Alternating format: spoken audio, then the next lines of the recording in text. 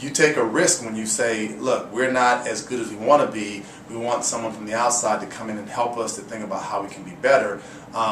I could have come in and said, look, you're awful, you're terrible, and you're going to always be awful and terrible. But it was not about that. It was just the approach of saying, how do we begin to look at the data that was not very positive. But they recognized that it was not positive. They didn't try to explain it away. They didn't try to justify it in some way. They said, look, we got to be better. And I appreciate their stance and their kind of hard line to say this is just unacceptable.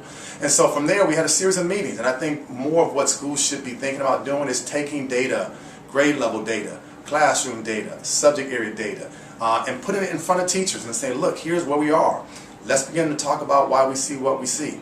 What role might we be playing? And not letting teachers fall back on that same sort of, tired kind of explanation. The kids are bad, the kids are needy, the kids lack. I mean, at some point in time, we all can agree that that's a real issue, that the kids have challenges, but we also have to be frank about what is it that we can do as educators that may either help to disrupt some of those challenges or that we may do things that only reinforce them. So using data in real time from the school, looking at year-over-year data, that's what was also important about this, where we looked at data from one year to the next and really began to see where some areas had gotten better, where some areas had gotten worse. And again, this was not about teacher bashing, this was not about teacher blaming, this was not about pointing the finger at particular teachers, but it was looking at, look, what can we do as a school to begin to think about this work more collectively? What supports do you need? What strategies might you offer? And we get engaged in a series of activities. I think our first session we spent time kind of doing some relationship building, some rapport building.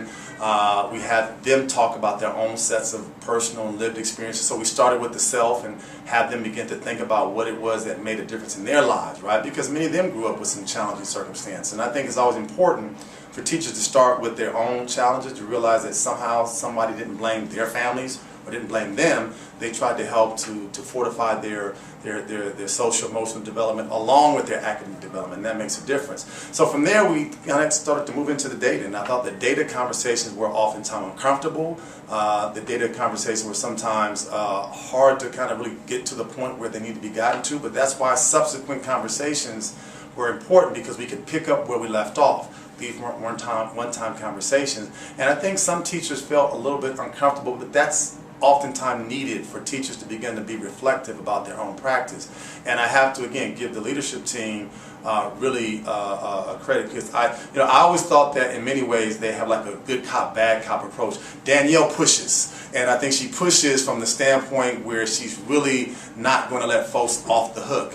It's almost like a good cop, bad cop. I would watch Beth try to explain things, and I would watch Danielle's facial features, and her face sometimes would just convey, we're not going to just stop at this. We're going to go a little bit deeper, and all those kinds of conversations helped, right? And I don't know what would happen when I would leave here in terms of how staff felt, but at least there was a series of conversations happening amongst the staff, with staff and leadership, and I think those are the kinds of conversations we need to have in schools across this country, where we're talking about why we see racial disparities with discipline, and then you can move that into why we see racial disparities with academic outcomes. Right now the conversations are just not happening in an honest and thoughtful way, and I think that oftentimes contributes to the problem.